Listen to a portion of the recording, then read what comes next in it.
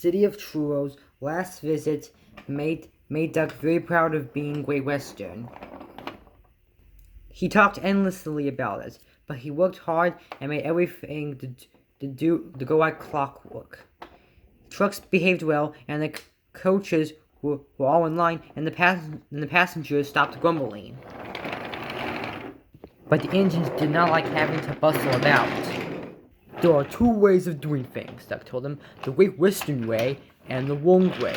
I'm Great Western, so don't we know it, said the engines. They were glad when a visitor came. The visitors purred slowly towards them. The Fat Controller climbed down. Here is Diesel, he said. I have agreed to give him a trial. He needs to learn. Please teach him, Duck. Good morning, purred the Diesel in an oily voice. Pleased to meet you. Duck, is that James, Henry, and Gordon too? I am delighted to meet such famous engines, as he purred towards them. The silly engines were flattered. Here's good manners, they murmured. We are pleased to have him in our yard. Duck had his doubts. Come on, he said shortly. Ah, yes, said Diesel. The yard, of course. Excuse me, engines. And he purred after Duck, talking hard. Yeah, whatever, you fat. So Topham had to you, ordered Duck. Diesel looked hurt. You know, whoever the Topham Hat thinks I need a change. He is mistaken. We Diesels don't need to learn. We know everything. We come into a yard and improve it. We are revolutionary. Oh, said Duck. If you're revolutionary, perhaps you would collect my trucks while I fetch Gwen's coaches. Diesel, delighted to show off, purred away. With much banging, clashing, he collected a row of trucks.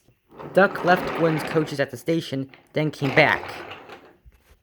Diesel was trying to take some trucks to a siding normally. They were old and empty, clearly had not been touched in a long time. The brakes would not come off properly. Diesel found them hard to move. Push, backwards, forwards. Oh dear, the trucks groaned. We can't, we won't. Duck watched an operation with interest. Diesel lost patience. Grrr, grrr, he roared and gave a great heave. The trucks jerked forward. Oh dear, they screamed. We can't, we won't. Some of the brakes broke and glared down and bumped on the rails. Sleep rails and sleepers. We can't, we won't. Ah! The trailing brakes caught in the points and locked themselves swords. Grrr, grrr, roared Diesel. A Western coupling broke, and he shot forward suddenly by himself. Oh, chuckled Duck. Diesel recovered and tried to push the trucks back, but they wouldn't move.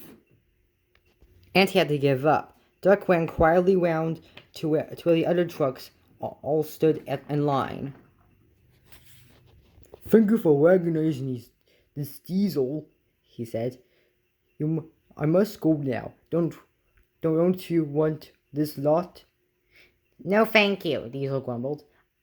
And I've taken all this trouble. I'm not strict. Why didn't I tell me? You never asked me.